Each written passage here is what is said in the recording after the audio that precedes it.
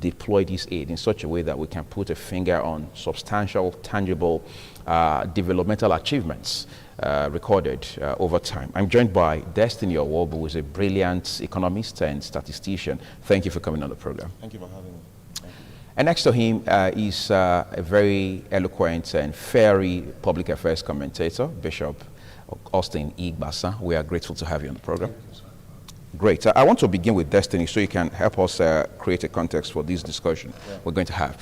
There must be a reason countries are giving aid, as it were. Of course. How do we get to that point? What are the circumstances that necessitates being awarded, as it were, aid? First of all, poverty anywhere is a threat to security everywhere. Okay. And so it's a generally accepted norm in international finance that to prevent people from going to poverty, the cost of poverty and the cost of preventing poverty, if you put them side by side, the cost of poverty is higher. Okay. Okay, so poverty is a security issue. So before people get into poverty and its attendant consequences, most countries believe that it is strategic, it is economical to try and nip it in the bud before poverty comes. And so they are willing to part away some of their funds, like into the future, which looks more like try to reduce the poverty before it becomes a problem. Okay. So there's economic sense in it, in investing forward, trying to nip poverty in the bud before it comes, and then the problems. Problems of migration, for instance, from Africa to Europe. Problems of dislocation, insecurity, terrorism can be traced to poverty. And so it makes economic sense, it is brilliant, it is strategic to send funds to solve these problems before they become bigger problems. Okay, I was asking that question because we've had people who vehemently criticize the idea of aid. They say countries who receive aid usually go cap in hand. In other words, they beg to be given aid.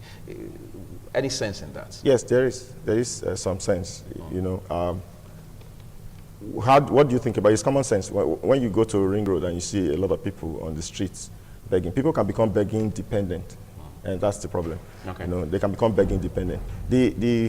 Like economists will say, if you are 20, you should be a socialist. Okay. But when you are 40, you should be a capitalist.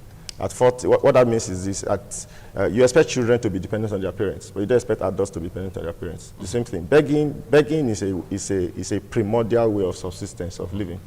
Okay, so it doesn't really bring out the best potential in people. So a country that depends on aid will not grow. It's a sign of immaturity, economic immaturity, for a country to be heavily dependent on aid. What we should expect is that a child should depend on the parents. After some time, the parents should depend on the child. A country should grow from dependence to independence. Okay. And aid breaks that cycle. Aid allows you, because aid is what we call, it's like an opium. When you get foreign aid, you get addicted to it. And then when you become dependent on drugs to live, then that's what we call drug abuse. Okay. So debt can be abused, aid can be abused. Aid is supposed to be a palliative, something that's supposed to solve a problem. It's a stopgap measure. It's not a long-term solution to a problem. So in our case, what does it become? Stopgap or long-term? It's not becoming long-term. It's not a disease, so to speak, because we not depend on it. It's supposed to be a stopgap measure to handle a problem, an ad hoc solution to a major problem. Why do we borrow in the first place? Why do we receive these aids? Because we don't have the capacity to generate income. And so the long-term problem is developing capacity to generate income and wealth so that we can even give aid to other countries who need it. Okay. Now, but when we now begin to say foreign aid, you know, it's like opening your mouth and allowing people to feed you every day. You are not going to grow healthier. I'm going to drag. So that's the idea. I'm going to drag Bishop Igbasa into this right now. I mean, you are a pastor, a proud one at that. I've heard pastors say, for example, that even the Bible says the giver is more blessed than the receiver. Yeah. All right. And then, of course, in the larger society, we hear that he who pays the piper dictates the music. Yeah. I'm saying that to say that there's the belief, there's the school of thought that countries that give aid are, by all standards, going to influence and even in some cases manipulate the countries to whom the aid is given. What's your take on that? Yeah, it is basically truth because You can't be giving to a country and you will not have those who are also giving. They are beyond wanting that country to develop. They also have an interest. Okay. They have an interest. Yes, they have a personal interest. That is not a national interest, it's a personal interest. And they try to protect that by sending aid. When they send aid, you can't say no. Imagine somebody that you borrow money from, or somebody that buy clothes for you and just call you at night and say, my daughter is getting married tomorrow. You won't say, why did you not tell me 2 weeks ago? So short notice doesn't matter. No, it doesn't matter, because you are the mercy of such an individual. You know you will continually need the person. So he can lay hand on you and say, come and do this for me, and you will not have anything to be able to. And also, when you continue to receive aids, it's like somebody who feels, I give an example of every governor receives security vote at the end of the month. So whatever happens, the man knows that the security vote must come, even though if heaven and earth is going to kiss the ground. It's not an issue. What happens is that this is consistent. It will definitely come. So I can go ahead and do some things, and I know that it's coming. If governors know that there is no security vote coming, people will look inward to generate. They will diversify economy and look at other areas where you see that each state in Nigeria is they can be able to live an independent life economically, because they will look inward and generate income and be able to look at the natural resources they have. But definitely when you continue to receive aids, those who are giving you aid, they definitely dictate the pace and the space at which you move as a nation.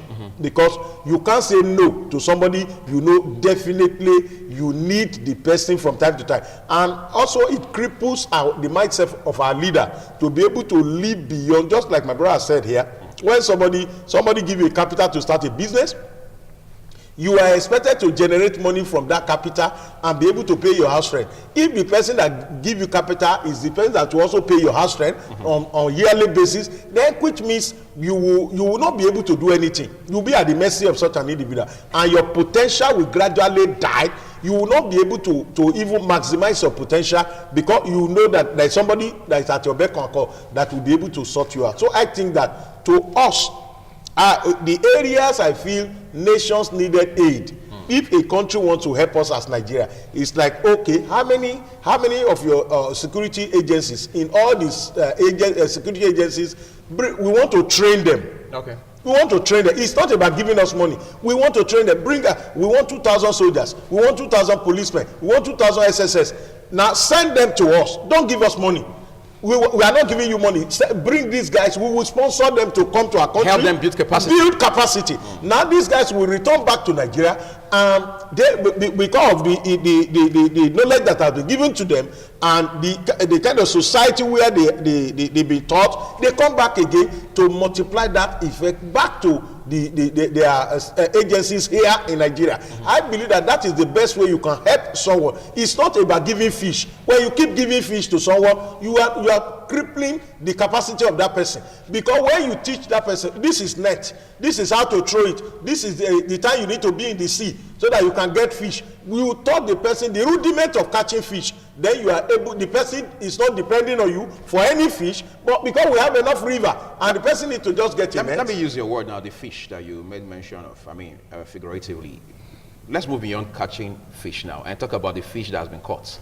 A lot of persons say that in a country where corruption is one big element government and the people have to grapple with, and of course that's been the case with Nigeria for many years now, how do you account for aid that comes in? Just at the top of the program this morning, I made an allusion to the fact that there have been arguments as to how that we've had situations where monies that came into Nigeria by way of aid had either been misappropriated or stolen outright. It doesn't make sense that you can't create or establish a transparent system and yet you have money coming through by way of aid. Is it possible to make judicious use of such money? What happened is that it is a calculated attempt by the government themselves to create those loopholes and leakages for the money that comes in. Because when there is no leakage for those money to escape, how will you need more fund? You need more fund, and that is why you should create a loophole on how the money, we are not using it judiciously. By now, if we have been judiciously using this money, we will not need aid for now. what we have in this country is enough for us to deport white people. God has given us so much that even the white people that are giving us aid, they are envious of us and jealous of us, that God can give so much natural resources to this kind of people. But what happened is about the transparency in disbursement of this money, because most of this money return back to private pockets, and it is a calculated attempt to make it be so that it continuously there will be need for money. Because if a kind of agency is created on the disbursement of this money and the audit is very clear, and we announce, we ask ourselves, all this money that comes in, how many Nigerians know how much comes in? How many Nigerians know how much what this money was used for? Well, the people that were given contract to do one or two things that this money is meant for, who do they account for? Well, the contractors, where did they come from? Who did the market survey of what they are putting on the table? Where are the people, the set of people that sit down and be able to audit thoroughly what you are giving us as the bill for this contract? Is it the market value at this moment?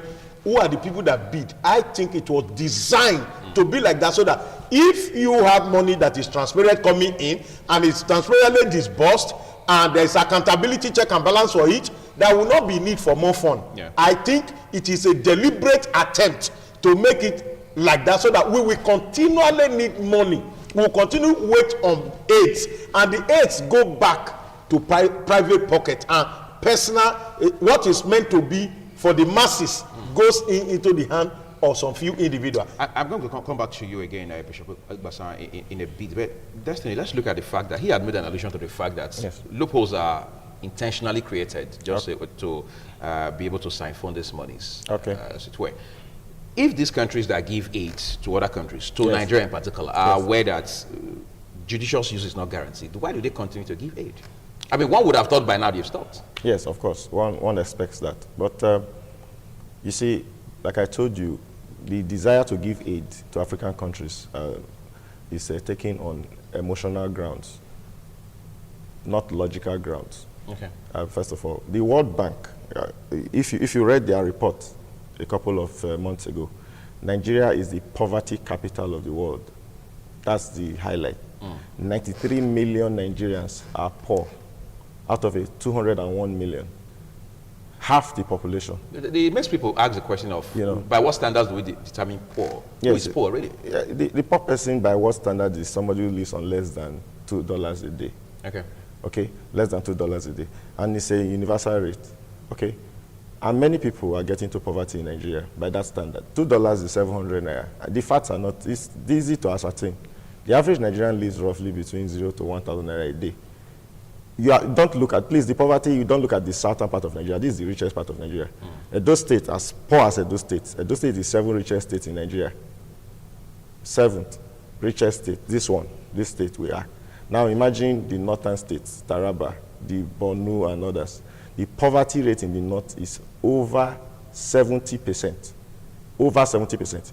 That's in the south, where we belong, is about 30 to 40%. So, but you take the average, it's about 50, 60 something percent. Right. So now we may not be able to ascertain that. So, most people are emotional. They say, how can they say Nigeria is poor? Nigeria is poor. It doesn't appear to be poor from where they stay. But Nigeria is a very poor country. Poverty is defined according to certain metrics. 1, quality of life.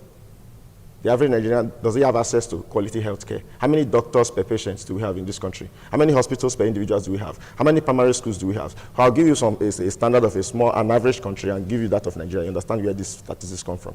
America has over 600,000 secondary schools. Nigeria has just 55,000. America generates over 600,000 megawatts of power. Nigeria generates 4,000 megawatts of power. America spends $60 billion feeding their pets. Nigeria spends $22 billion feeding human beings. Dogs in America, $60 billion to feed dogs and cats. A country, Nigeria, the cost of feeding human beings is just $26 billion. So when you look at it, you see there's serious disparity. Right. So these figures are generated not for Nigeria, but for the global world to see where they should spend most of their money into to save humanity. Nigeria has 201 million people. The population of the world is 8 billion people, 7.8 billion people. And then if you do that mathematics, Nigeria is very significant. If there's poverty in Nigeria, it's a threat to the world. And Nigeria is growing at 3% per annum. By 2050, Nigeria will be 300 million people. So if we do not nip poverty in the bud, that means 300 million people will be poor. That is more cross-border crimes, more terrorism, more insecurity for the entire world. Right. So when you look at it, the white man, the world bodies, when they try to give aid to Nigeria, they're not looking at just the economics of it, like let's see how they spend it. They want to really solve the poverty problems in Africa, to see how they can solve that. And so if you check the aids that they give to Africa, they normally give conditionalities where you're supposed to spend it. For example, the $2.2 billion they just approved for Nigeria. That's by the World Bank. By the World Bank. Right. It's intended, you see, it was strategic. One was, first of all, to develop the internet space for young people. Nigeria has 65 million youths, and the internet space, the capabilities is controlled by the youths. So if we are able to educate the youths to take advantage of the internet space, then they can be integrated into the world economy. So it is strategic, it's deliberate. Out of that, too, half of it, most of it go to the rural areas to connect roads, access roads to the rural areas so they can connect to the city. Because most of this poverty, 90% of the poverty is in the rural areas. So it is strategic. If we can fix the roads, build the market systems in the rural areas, perhaps we can take people out of poverty. The other area is in what we call human capital, health. Without health, what can a nation do? So these are the areas, they are strategic. But the problem has always been, what is the process of accountability? Right. Good, because it's about, there's what's called good governance. That's why part of that fund too is targeting good governance. One, most people are not aware that there are checks and balances in the laws of this country to ensure that funds are appropriately spent. We have the Freedom of Information Act that says that the government must report on its activities to its citizens every time. That is why all governments must have a website and put the information of inflows and outflows. Open government kind of a thing. That's one. Number two, we also have what we call the Procurement Act, which allows government the process of procuring government contracts to be efficient and transparent. So if government wants to buy computers, for instance, it has to show a bid. There are processes. You don't just fix price. You have to throw a bid, allow people to come and participate in the process. It has to be open and transparent, and we have to give it to the minimum cost. But once these measures are broken, right, then anything happens. In a station where you see a budget and then you see 50 computers, they will now write 500 million. You'll be asking, who did the procurement? Did they follow this process? I buy computers in the market every day. Which market did they buy from? Are they buying from a different market? Or you want to see a renovation of a government establishment, they say 5 billion to renovate. And then you're going to ask a question. Who are the people renovating these structures? Are they renovating Nigeria? What's the size of the structure? What's the size of the structure in the first place? Because, or they want to build a bridge in Nigeria. The same bridge in China or in another part of the world may cost 2 billion. Only for the same bridge, the same length of bridge, to cost 17 billion in Nigeria. These are issues we should be talking about. And that is why part of the World Bank loan is targeting training individuals in what we call corporate governance. How to assess government capabilities, how to assess whether government is spending money or not. It's part of the package. But there's a problem. Like I told you, there's a political side of all things. Why the CBN is looking at the economic side, right, the political side sometimes have more power than the economic arguments. Because if the politicians see a loophole, they will make it wider. They'll make it wider so that they can get these flows. And like I told you, it's free money. You get $2 billion. It is free money from the political perspective, but it is not free for the economy. We are going to pay back. Right. As we speak now, Nigeria is owing $80 billion to the international community. $80 billion. And that's a loan that's serviced regularly. That service regularly. As I speak to you, 1.6 trillion of our budget is going to pay to service loans, just to service. And then it is expanding. 18% of our GDP is on loan. The standard internationally for advanced countries is 3% of GDP, your loan. Our own is 18%. We are targeting 25%. We said because they said 25% is the red line. When you cross 25% of your GDP as loan, then it's a red line. But spells doom, right? It spells doom. But people don't, our economics is wrong. It is not, we should not be looking at the 25%. The 3% is the best measure. 3%. We are 18%. We are forgetting that there are different measures of debt to GDP ratio. We have debt to GDP ratio. We have revenue to GDP ratio. Now, the debt to GDP ratio is pegged at 3%. The revenue to GDP ratio is also a very viable measure. Our revenue is declining compared to the debt. So, because you cannot pay debt unless you generate income. So what you should be focusing on as a country is how to diversify our economy to generate more income, not to incur more debt. You are looking at it from the debt angle. We are not looking at it from the revenue angle. And so anytime you borrow, you are increasing your debt profile and you are increasing your credit risk.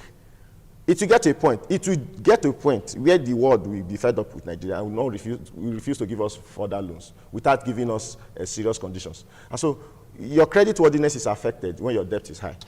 So these are the issues. I'm going to come to you about this whole Yes, these are the thing now, issues. because Yes. just this week now, we're hearing that NNPC had lost about $750 million in 2019 Yes. to oil theft.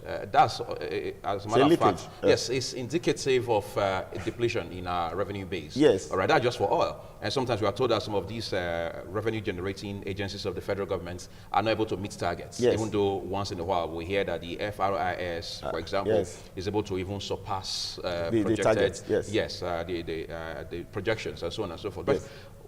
Bishop Igbasan, let's look at the open governance that Destiny just made an allusion to a while ago. Every now and then you see CSOs, I mean, civil society organizations coming up to clamor to say government has to be transparent, the members of the public have to, I mean, they need to gain access to vital information as far as government spending and the running of government are all concerned, and so on and so forth. Are we doing better now? Because he also made an allusion to the Freedom of Information Act. Are we doing better today than we were a few years ago? We are not doing well. I tell you that the government will only want you to know what they want you to know. Now, this Freedom of Information Act, Right. now, if you look at it from 2015 to date, you see that the information of government are not also free. I give you an example. When it was time for Honoré to be removed, the declaration of his asset and all the rest of the thing were brought out. But people demanded for about 2 or 3 ministers. And the same agency that make Honoré declaration of asset public denied the civil society organization of that information. Now you ask yourself the question. Now, if you can bring out the declaration of asset of an individual that you targeted, that is your enemy, that needs to be removed, and other persons demanded, okay, what is good for the goose is good for the gang. Oh yeah, you bring out the details of this. They denied. Up to today, those ministers are serving in this government, and their assets that people are questioning were not made public by that particular agency that brought Honoré as a declaration of asset and made it so public. What I feel is that maybe because it is not this government that signed the Freedom of Information Act, they felt that the information they want you to hear, even the ones you know, that common sense tells you, they want to deny it. And it's very painful, because when the government is not transparent, then the masses themselves suffer, because these informations, there are so many things that we are supposed to be privy to. You remember there was a time in Lagos, someone was the governor of Lagos, and despite the Freedom of Information Act that was signed by the federal government, the government of Lagos gave an instruction that nobody should talk to journalists except the governor of the state permits them to speak to journalists. Now you now ask yourself a question: is Lagos State a different state from the Federal Republic of Nigeria? And when you go to anybody to ask an information, either journalists or any civil society, they tell you go and meet PS. Go and meet commissioner. We also heard about cases where some state governments were, as some people would say, hide under the guise of saying they had not domesticated the FOI Act in their respective states. Yeah. Could that have been a reason It's for not, that of you Lagos see, State? you know, Nigerians, we have English for everything. And when we... Maybe because we are an English-speaking country. Yes, we have English for everything. And that is not helping us, because if the democracy is the government of the people, right, and the people ought to know, as I said before, I said, if we want to talk about transparency and anti-corruption in Nigeria, we're supposed to be publishing security vote of every governor. Right. Every state, just the way Mr. Gaius Obaseki used to publish the fuel during the fuel scarcity. They will bring every where they deposit. Yes, GMB of NPC. Right. And he said the best way to do it is that total wire road is having so liters. The total Ikoba slope is having so liters. So go there, you see it being rolled on television on daily basis. So you can't go to somewhere and say, they didn't drop fuel for us today. You ask the person that they show it on television that this is how many liters you have, and it helps us then in Edo State here to be able to monitor the movement of fuel. Now, if the government themselves, they are not sincere, they hide a lot of information. Now, all these aids that are coming, if we want to be truthful with it, we make it so public and put it on our website. Let everybody have access to the information of how much is coming from so place. This is what we are using it to do, and these are the people that bidded for this contract. This is the amount it was given out. This is the time they need to come back and hand over this project. A lot of projects, even in NDDC, people collect money and they didn't even know the site. People that collected the money for contract, they don't even know the site where they're going to work, and 50% have been paid. Now you ask yourself question. Now, if the people in that community knew that there is a money paid for covet, right, and this is Mr. F, who is the contractor, this is the consultant, the money, social amount have been given to them, and between the community, let there be some persons who will monitor the quality control of whatever is being used for that project. Now, if they don't deliver, community, see the man, look at how much it has been given. Then you know that the government themselves is transparent. But when money comes in, I want to give a contract out, I look for somebody who's my relation, and I say, okay, this is 10 billion, you take 3 billion, and whatever you do with that one, take loan, do whatever you pay staff, and whatever you get there, it's not an issue. And we end it up like that. Even auditors, I know where auditors are sent to a place, and they were pursued to run out of that place because the people that are involved said, if you love your life, get out of here. You are not coming to audit anything. So apparently they had something to hide. Yeah, they had. And those people have to run for their life when they receive threat on phone. So when are we going to grow? Because some persons believe that this aid must continue to come till Jesus return, and they will be making money from that. And they created a platform so that they won't account for it. And I think it is a deliberate act. If the government is sincere, they should be able to tell us this is the amount we receive from social place. It was meant for social purpose, and they should make the information free. Okay. But maybe because they are not the one that signed the Freedom of Information Act, they brought the issue of House of Assembly have not domesticated it. So if you come for information, once it's about the people is the primary thing in democracy. So the people have power to recall a serving member. The people have power to protest. But if you look at all these areas I'm talking about now, you see that gradually the issue of protest, you can't protest here, you can't protest here. And what is the beauty of democracy? In as much you protest, and the police protect you from other people hijacking and it's violence free. Yeah, it's violence free. Now, these are areas you can air your view. Even as I'm talking here now, if I say something now, you come back and say, this opinion is Igbasan's opinion. Right. Was it like that before? It wasn't like that before. It was an arrangement to make sure information does not flow. But don't we also need to take responsibility for our opinions? Yeah, that is the essence of democracy. I'm going to come back to you definitely. That's the essence of democracy. Talk about that essence a little more. But let's also allow you space to weigh in on this conversation we're having about foreign aid, the Nigerian narrative, on TMI here on ITV. We'll put up a number and a Twitter handle for you on the screen in a minute, so you can make your contributions. Please be civil. Stay with the issues. Stay on the issues. Don't cast aspersion. Don't sling mud in the course of this discussion. We just want to stay on the issues as far as foreign aid is concerned. Destiny, let's talk quickly about receiving aid. Yes. Are there countries that have real time become better on account of receiving aid? Yes, many countries. Many countries. Argentina was undergoing a lot of crisis in the 80s. Okay. They were assisted with AIDS. Brazil and other countries, a lot of AIDS. AIDS, we must get it clear. Accepting AIDS is not a problem. That is not the problem. AIDS is based on the idea that you do not have enough to solve your problems. Okay. And you can use some help. You can use some help. That's what it is. So we should leave it at that. But being AIDS dependent is a problem.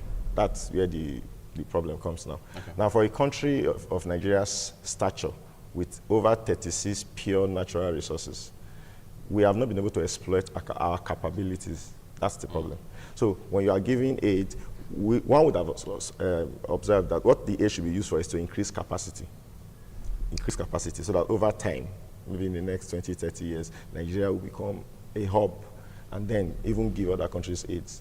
But when this aid is used for immunizing activities, things that are basic, that do not generate income in the future, then the country will continue to depend on the aid. And like I told you, aid is addictive. Some products, you take them, you leave them. But aid encourages you to take more. If you have if you can borrow easily, it gets to a point you start seeing borrowing as a venture. We call the people like that debt entrepreneurs. You begin to see the business of debt. Debt becomes a business. I'm afraid that the Nigerian government has made a business out of borrowing and getting aid. Because have you noticed that every 6 months now, they will write to World Bank, come and finance this thing, come and finance this. Just 2 years ago, World Bank gave us 2.4 billion. Now, 2.2 billion. The total World Bank loan, only World Bank loan to Nigeria is 9.8 billion as we speak. In dollars? In dollars. 9.8 billion. The GDP of Edo State is 11 billion. So we are mortgaging, GDP of my state is 11 billion. The country is owing 9.8 billion.